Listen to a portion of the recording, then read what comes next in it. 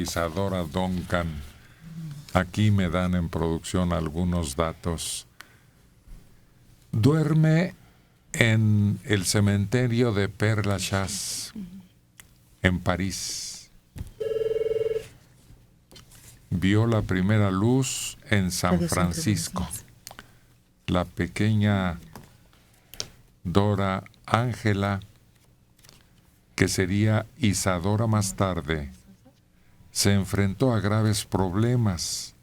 Su familia arruinada, su padre en la cárcel. Pero el ambiente musical promovido por su madre, que se encargó de educar a los hijos, intentó ganar algo de dinero impartiendo clases de piano. Esto hizo que la futura bailarina se metiera en el ritmo hasta lo más profundo de su alma. El trágico final, por una simple casualidad, no fue el alcohol ni las fiestas. Una simple pieza de seda se convirtió en su cadalso. Años antes de su muerte, en 1913, en el río Sena parisino como telón de fondo, sus 2 hijos fallecieron ahogados al caer el automóvil en que viajaban a sus aguas. ¿Será este uno de esos macabros guiños que a veces la historia se encarga de construir para alimentar los mitos modernos? El caso es que otro coche, en 1927, se encargó de llevarse a la gran Isadora de su fiesta perpetua, y además de una forma sobrecogedora. Algunos adornos han ido colocándose en la trágica escena con el paso del tiempo. Se suele afirmar que el vehículo fue un carísimo Bugatti. Pero no era Bugatti. ¿Eh? No era un Bugatti. Bueno, esta reseña así lo indica, aunque realmente se trató de un coche más mundano. Sí. Ah, para elevar la categoría.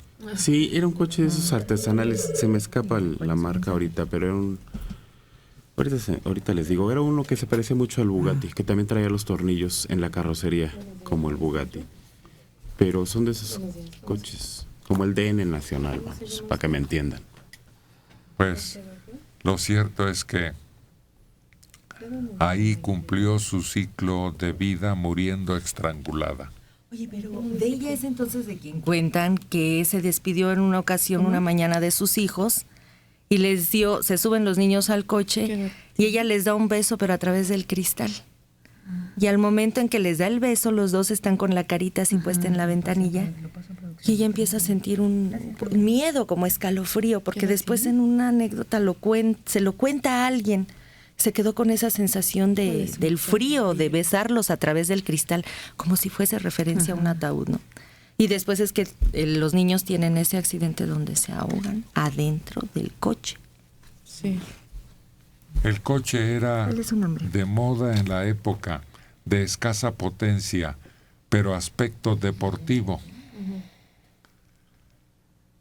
Circulaba por el Paseo de los Ingleses.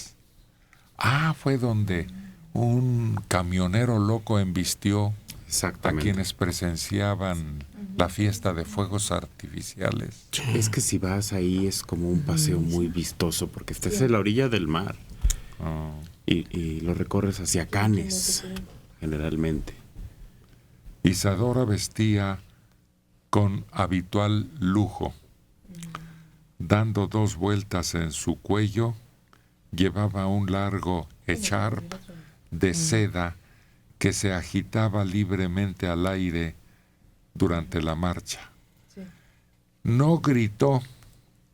Todo sucedió en apenas un instante.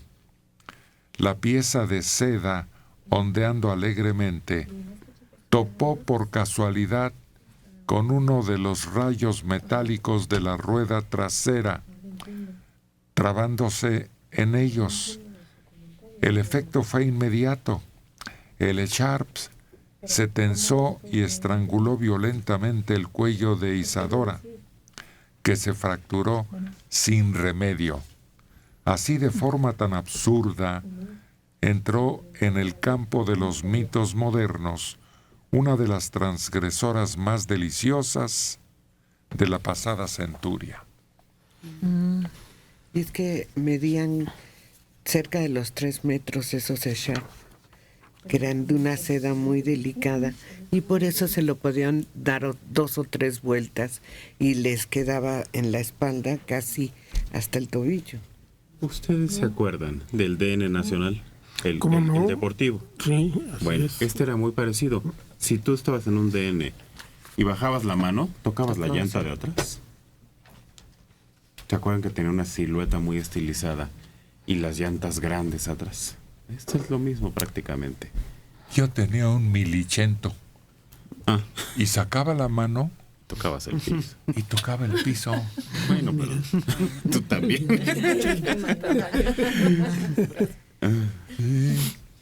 Era un Sí, cochecito eran los italiano. Fiat, sí. Sí. Los Fiat empezaban desde el 300, que era el Topolino.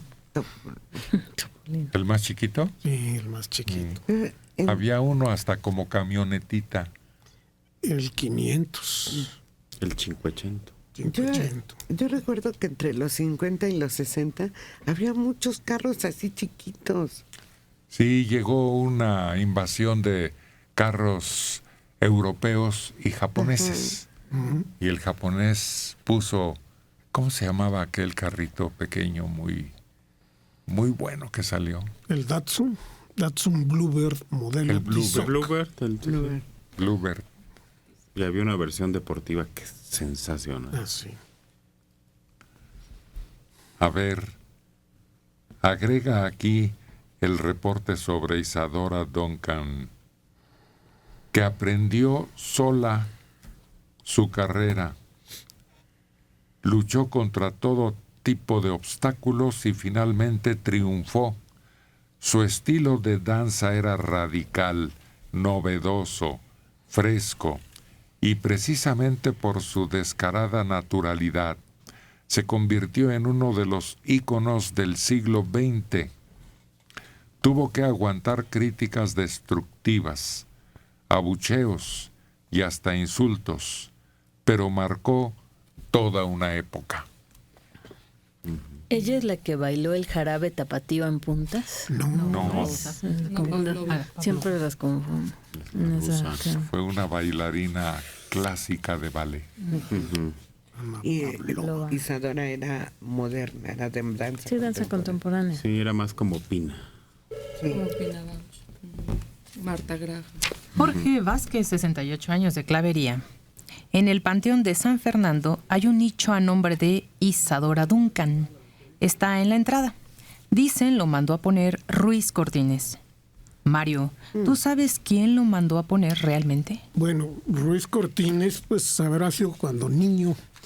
Porque no, la verdad está desde los años 20. Es el letrero ahí. Ya, para la época de Ruiz Cortines ya no estaba en función de recibir el Panteón de San Fernando, ya estaba cerrado desde hacía muchos años. Pero no tiene cuerpo. No, claro, pero ya no se podían abrir cosas. Fue reciente de la muerte de Isadora que uno de sus admiradores en México decide ponerle esa lápida como un honor, como un recuerdo. Para Pagar Ujú. por ella y mandar la inscripción. Sí. No, aquí los únicos 2 presidentes recientes que han tenido sangoloteos femeninos fueron el de la Colina y el del 68. ¿El que se ganó una cachetada? No, dicen que fue con un tacón de zapato. ¿Ah, sí? Todavía peor. Sí, que le dio en el ojo y que corría el riesgo de perderlo. Sí, Caray. le pegó en esta parte externa del ojo, donde se hacen las patitas de gallo. Ahí A ver, enséñanoslas. ¿Cuál? Es que yo no tengo. Yo tengo de pollito.